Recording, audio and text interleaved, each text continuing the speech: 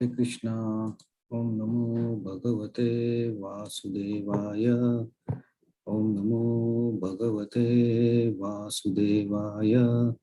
Om Namo Bhagavate Vasudevaya. Namo Vishnupadaya Kaya Bhutale Srimate Bhaktivedanta Swami Niti Namine.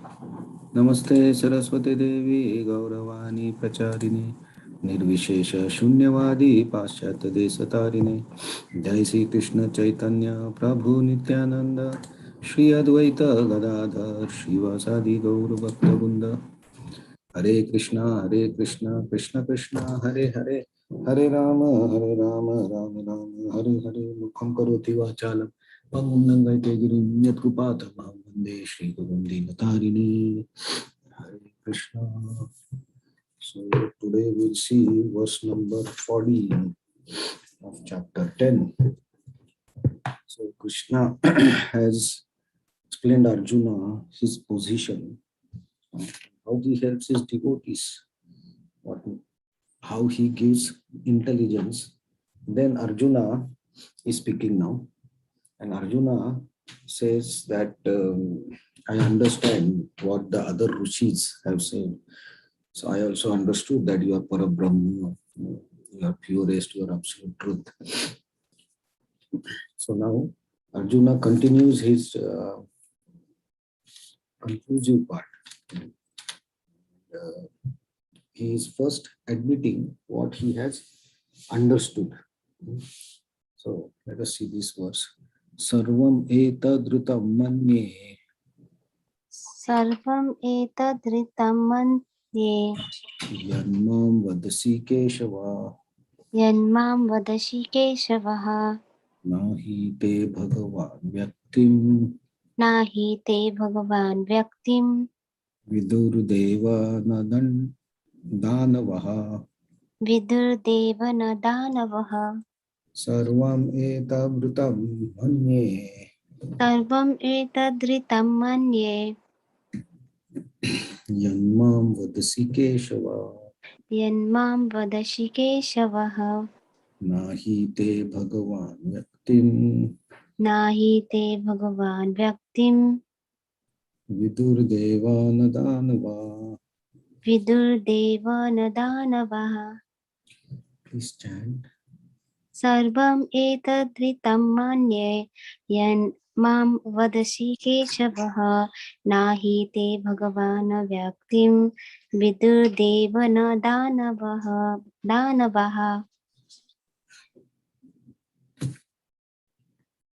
Anyone else want to chant?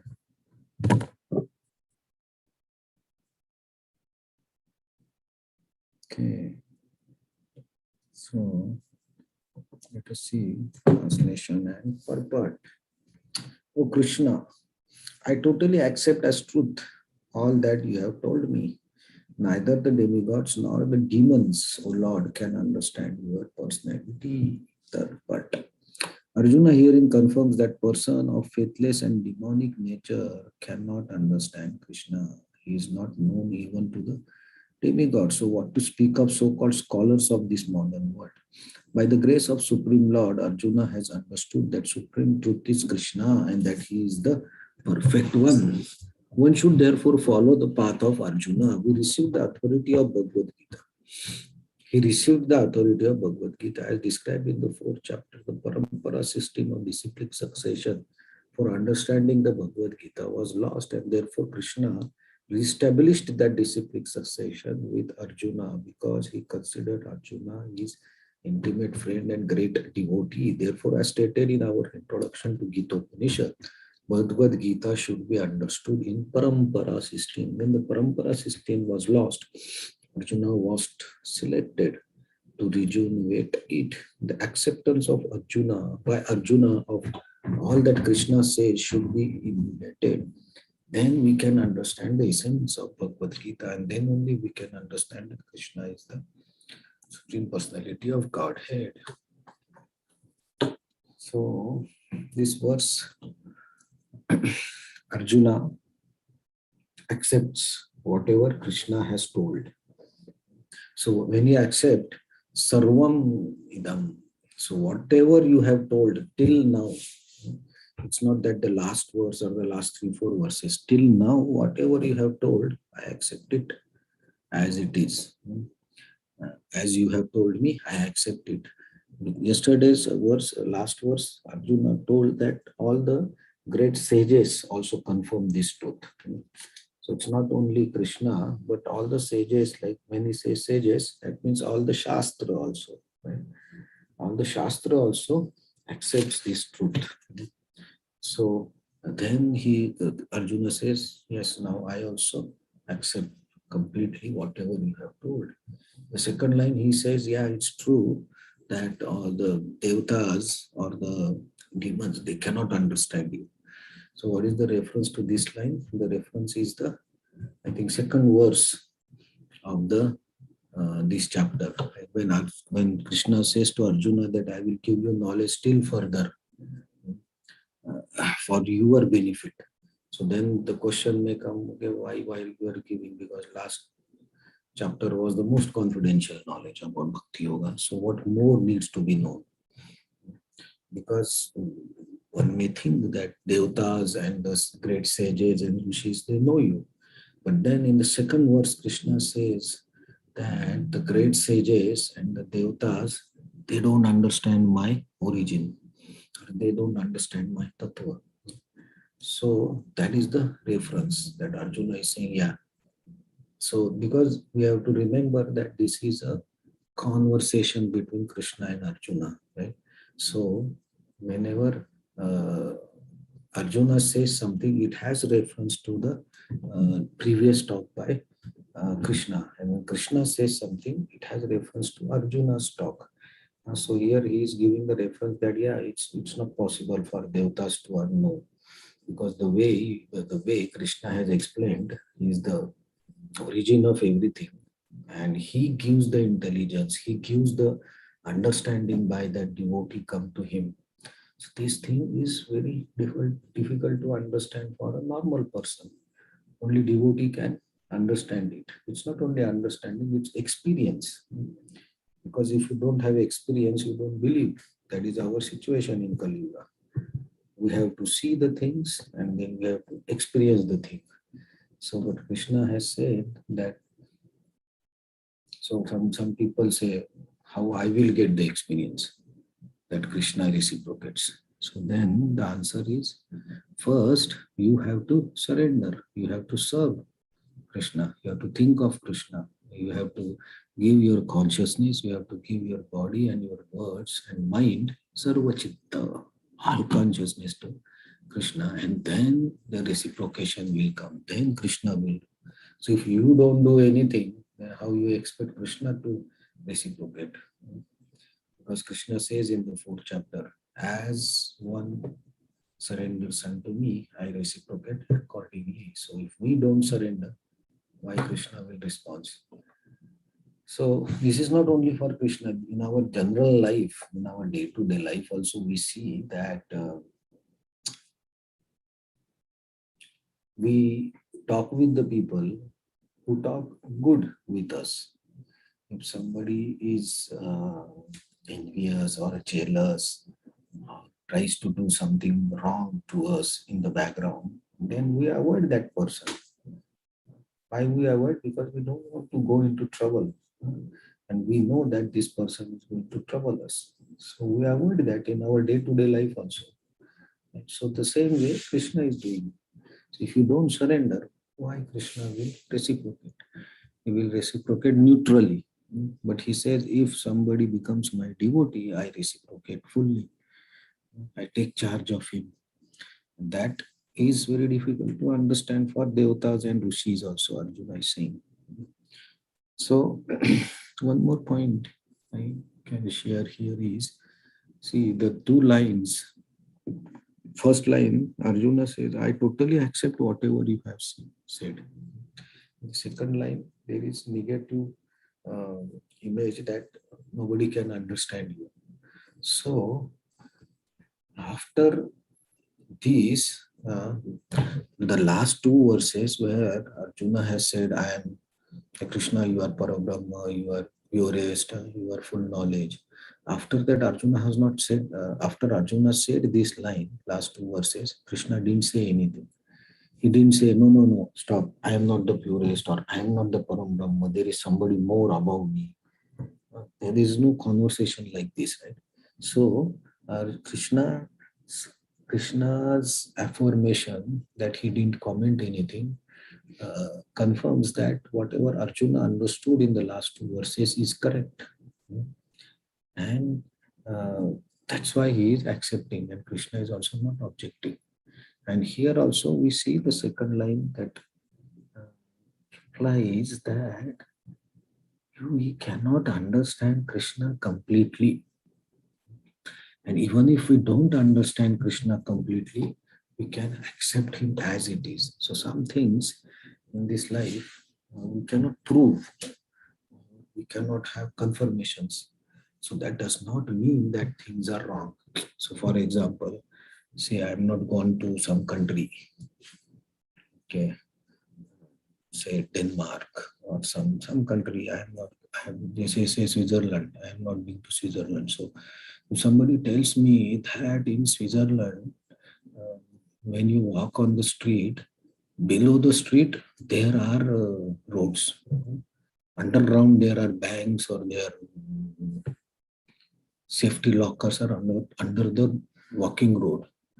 So I may believe, I may not believe that, right?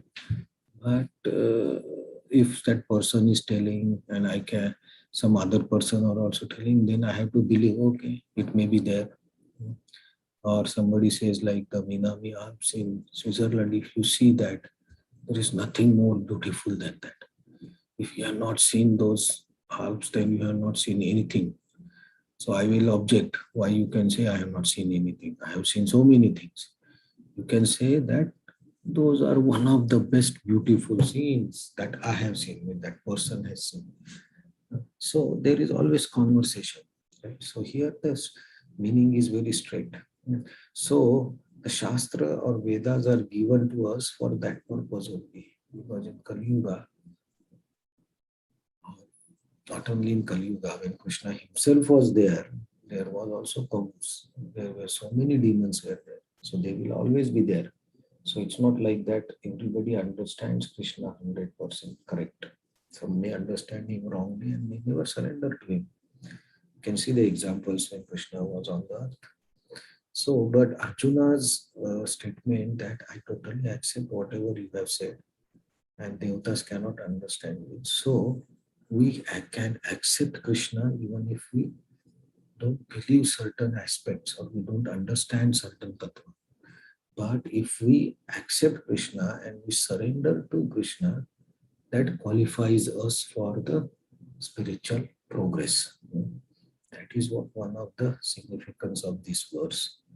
So sometimes people say like, okay, I understand Krishna is God, but I want to read more Shastra. I want to read more book. I want more evidences to prove this. Then I will accept. So such people, because they have doubt, it's very difficult for them to surrender. Because the doubts, the mind, our mind works in such a way that it will create one after another, the doubts only. So once you go into the cycle of doubts, it's never ending. So there may be doubts, there may be some concepts that we don't understand. That's okay. We have to accept. We don't want to have go for 100% or 110% knowledge. Because Krishna tells that I will tell you who am I, but you first start to surrender to me at least. First you start to do this devotional service, you do the bhakti, you at least start.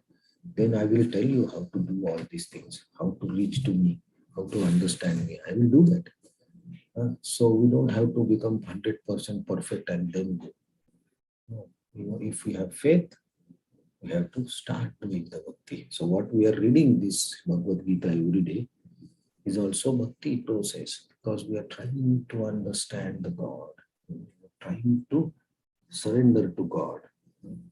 We are giving our time. We are doing our at this time we can do so many other things, but we are reading Bhagavad Gita. So we are giving our time. We are giving our energy. So we are already doing this. practice of bhakti, hearing and chanting and preaching. So we have to continue this. And today is Janmashtami in India and few countries. Tomorrow is the Janmashtami in Japan. So this shloka actually comes on a point when actually Krishna's birth is there, right? So that's a perfect shloka that if Arjuna accepts Krishna is the supreme, then it's a good time for all of us to accept, yeah, Krishna is the supreme and I surrender to him. And at least I try to surrender to him. I think to surrender. Something we have to take the step. So that's a good meditation on the day of Janmashtami to learn how Arjuna surrendered and how he was successful because he followed Krishna. So let us pray to Krishna and his devotees that we also get a firm faith and trust in Krishna's words. And as Arjuna is concluding and surrendering, we also able to surrender our mind, intelligence, speech, consciousness, everything to Krishna. Hare Krishna. Thank you very much. Any comments, any points?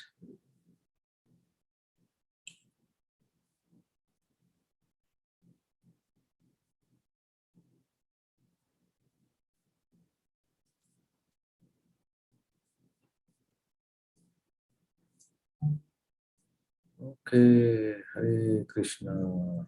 So see you tomorrow. Hare Krishna, thank you so much. Hare Krishna, thank you. Hare Krishna, thank you, Prabhuji. Thank you very much for joining.